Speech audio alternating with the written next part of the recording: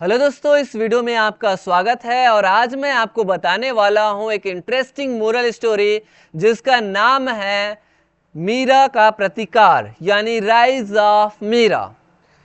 तो एक समय की बात है कि एक शांत से कस्बे में पहाड़ों और नदियों के बीच एक लड़की रहती थी जिसका नाम था मीरा।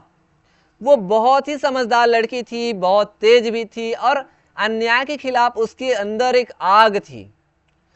रोज वो स्कूल जाती थी अपने बैग और किताबों के साथ, और रोज उसे एक टूटी हुई चाय की एक छपरी दुकान में वहाँ कुछ लड़के मिलते थे। यानी वो लड़के जो वहाँ से उनको एक्चुअली गुजरना पड़ता था, जहाँ पे कुछ ऐसे लड़के रहते थे, ऐसे लड़कों का झुंड बैठा रहता था जो सिगरेट पीता था और ऐसी ऐसी बातें करता था जो कि लड़की के लिए, मतलब लड़की को सुनना उसके लिए सही नहीं था। यानी लड़की को ऐसे वर्ड्स सुनने नहीं चाहिए। ऐसे ऐसे वर्ड्स वे लड़के लोग बोला करते थे। शुरू में मीरा ने उन्हें नज़रअंदाज किया, इग्नोर करते हुए वो चलती जाती थी क्योंकि उसे अपने स्कूल पढ़ाई से मतलब था। फिर उसने उन्हें डांटा क्योंकि वो उनके बर्दाश्त से बाहर था। जब वह फिर भी नहीं माने तो उसने अपने टीचर को भी बताया इस बारे में, लेकिन टीचर ने कुछ नहीं किया, उतना कुछ खास एक्शन नहीं लिया। मीरा चुप रहने वालों में से नहीं थी। यानी मीरा एक ऐसी लड़की थी जो इस तरह की चीज़ों को सहन करने वालों में से नहीं थी।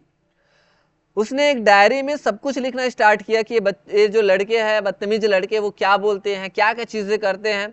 और वो तारीख को भी लिखती थी कि इस तारीख को, इस दिन क्या क्या हुआ, उसने क्या क्या शब्द बोले। और साथ ही साथ वो उनके कहे हुए जो वर्ड्स है उनके ऑडियो और वीडियो रिकॉर्ड भी करना स्टार्ट कर दी। कुछ कुछ चीज़ों का वो फोटो लेना भी स्टार्ट कर दी ताकि ये बाद में सबूत के तौर पे काम आए। और बाद में इन सारी चीज़ों को उन्होंने अपनी माँ को बताया, ये बातें अपनी माँ को बताई। और शुरू में उसकी माँ जो है वो रो पड़ी क्योंकि महिलाएं थोड़ा से इमोशनल रहती हैं, तो रो पड़ी। लेकिन ये बातें सुनने के बाद उसके अंदर भी आग आ गई, वो भी बहुत ज़्यादा गुस्से में आ गई। अब इन्होंने सोचा कि स्थानीय जो महिला सहायता समूह होता है, एनजीओ वगैरह रहता है, उनके पास से दोनों फिर चले गए सहायता के लिए। फिर उनकी सहायता से उन्होंने शिकायतें दर्ज करने के लिए फिर पुलिस के पास जाते हैं। वो सारी बातें बताते हैं, वो सारे सबूत जो इकट्ठा करके रखी रहती है, जो चीज़ें वो लिखी रहती है, वो सारी चीज़ें वो दिखाती है। फिर सारे लोग चले जाते हैं पुलिस के पास। पुलिस के पास जब वो एफआईआर लिखाने के लिए जाती है तो वहाँ पे पुलिस जो है वो हिचकिचाने लग जाते हैं। वो एफआईआर लिखने में देरी लगाते हैं, यानी लिखने से थोड़ा सा एक तरह से इनकार करते हैं। क्यों? क्योंकि वो जो लड़के थे वो कोई सामान्य लड़के नहीं थे। वो उनके जो पापा थे, उनके जो पिताजी थे, वो लोग स्थानीय गुंडे थे और बड़े बड़े बिजनेसमैन थे। और जाहिर सी बात है कि आज के ज़माने में अगर कोई बिजनेसमैन है, कोई बड़ा आदमी है, कोई बड़ा नेता का बेटा है, तो उसके खिलाफ कोई एफआईआर लिखने से पुलिस भी डरते हैं। अब यही चीज़ें उसके साथ भी हुई। लेकिन इन्होंने क्या किया, फिर एनजीओ की मदद लेकर के, नॉन गवर्नमेंट ऑर्गेनाइजेशन की मदद से फिर उन्होंने आवाज़ उठाई, सोशल मीडिया में आवाज़ उठाई। उन्होंने ब्लॉग्स लिखे, ब्लॉग पे अपनी बातें लिखी, सोशल मीडिया में वीडियो वगैरह, फोटोज वगैरह उन्होंने प्रचार किया। अब ये चीज़ें जब वायरल हुई तब पुलिस पे दबाव बना, फिर पुलिस को एक्शन लेना पड़ा क्योंकि वो जो चीज़ें हैं वो अपने नियम कानून सारी चीज़ें वो पढ़ने लग गई थी और नियम कानून पढ़ करके उनको सारी चीज़ें पता हो गई थी। तो इस तरह से उन्होंने सोशल मीडिया का सहारा ली, ब्लॉग का सहारा ली, और जितने भी सोशल मीडिया प्लेटफॉर्म है, चाहे फेसबुक है, व्हाट्सएप है, इंस्टाग्राम है ना, यूट्यूब है, इन सारी चीज़ों की मदद से उन्होंने अपनी बात को पहचानना स्टार्ट किया कि ये जो लड़के हैं वो इस तरह की हरकतें करते हैं, इस तरह की बातें करते हैं, लड़कियों से छेड़छाड़ करते हैं। ये सारी चीज़ें जब फैल गई तो पुलिस पे दबाव बना और जबरन फिर पुलिस को एक्शन लेना पड़ा। और इस तरह से ये सारे लड़के गिरफ्तार हो गए जो कि जेल में फिर सड़ने लग गए। अब ये सिर्फ मीरा की बात नहीं थी। मीरा यहीं तक रुकने वालों में से नहीं थी। मीरा आगे जा करके फिर रोल मॉडल बन गई। वो स्कूल्स में, कॉलेज में जा करके ये शिक्षा देने लगी और उन्होंने आत्मरक्षा, सेल्फ डिफेंस के बारे में लड़कियों को जगाने लग गई, उनको उनके अधिकार को बताने लग गई। हरासमेंट क्या होता है उसके बारे में बताई, हिंसा क्या है उसके बारे में बताई, उत्पीड़न क्या है, हरासमेंट क्या है, इसके बारे में लोगों में, अन्य जो लड़कियां हैं उनमें जागरूकता लाने का काम करने लग गई।